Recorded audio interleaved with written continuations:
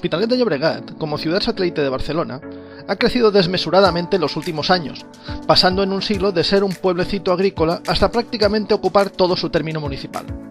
Este endiablado crecimiento en tan poco tiempo ha provocado que Hospitalet se haya transformado en una gran ciudad, pero aparentemente con muy poca historia en su haber.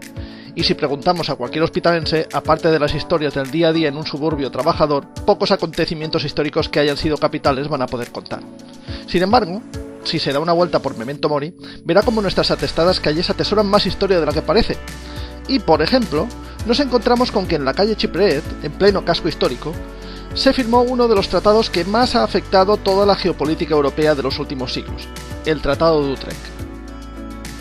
En 1713, la guerra de sucesión a la corona española estaba dando sus últimos coletazos. Los Borbones y los Austria habían convertido el territorio español en un campo de batalla donde Castilla defendía al aspirante borbónico y donde Aragón defendía la causa austracista. Por su parte, Francia apoyaba a los Borbones, cuestión de familia, e Inglaterra y Portugal ayudaban a los Austrias para evitar la formación de un bloque franco-hispano que decantara gravemente el equilibrio de fuerzas en Europa. No obstante, cuando el archiduque Carlos de Austria se encontró, sin buscarlo, sentado en el trono del Sacro Imperio Germánico, todo cambió.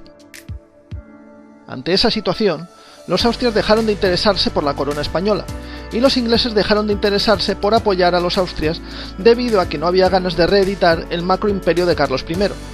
o lo que es lo mismo, que tanto los unos como los otros abandonaron a su suerte la resistencia antiborbónica de la antigua corona de Aragón. Estos territorios se enrocaron aún más en su tesis, habida cuenta la merienda de negros que se avecinaba para las tropas de Felipe V si estos vencían, y que después se confirmó como tal. Al cambiar tanto los objetivos de los diversos contendientes, el armisticio entre todas las partes era obligado,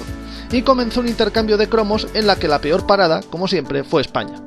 debido a la obsesión de Felipe V por ser reconocido como rey legítimo por la comunidad internacional, no dudando en desprenderse de Gibraltar, Menorca, Cerdeña, Sicilia y Flandes, curiosamente casi todos territorios de la rebelde Corona de Aragón, para conseguirlo.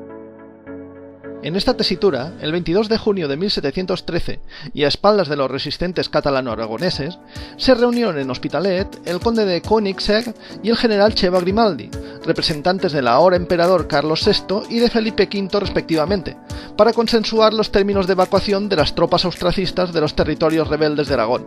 en lo que se dio a llamar Convenio de Hospitalet, dentro de los tratados de paz de Utrecht.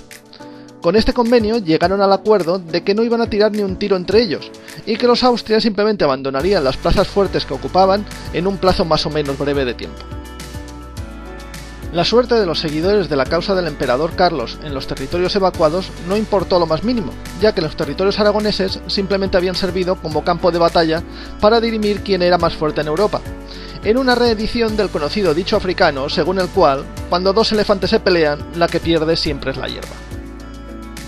De esta forma, los defensores antiborbónicos se vieron totalmente traicionados y abandonados a su suerte ante la apisonadora hispano-francesa, cayendo los focos de resistencia uno tras otro al paso de las tropas de Felipe V,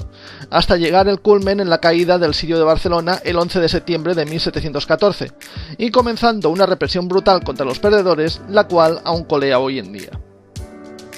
Se ignora el sitio exacto donde se firmó el Convenio de Hospitalet, pero se especula con que fuese en la Casa dels Finestrals Gòtics o, lo más plausible, en la Casa España, sede del actual Museo de Historia de la ciudad. Este palacete es la antigua casa solariega de estilo renacentista de la familia Lluinell, y se cree que fue aquí donde se encontraron ambos negociadores debido a ser esta una de las familias más poderosas e influyentes del municipio. Para investigarlo, el Ayuntamiento de Hospitalet convocó en 2010 una beca para estudiar este hecho histórico de gran importancia para Europa, si bien no consiguió aclarar el misterio.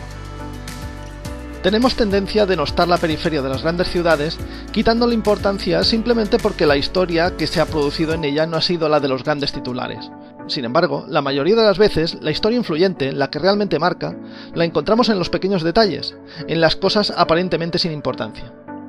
Y es que, nos guste o no, en este mundo todo está interconectado, incluso Hospitalet.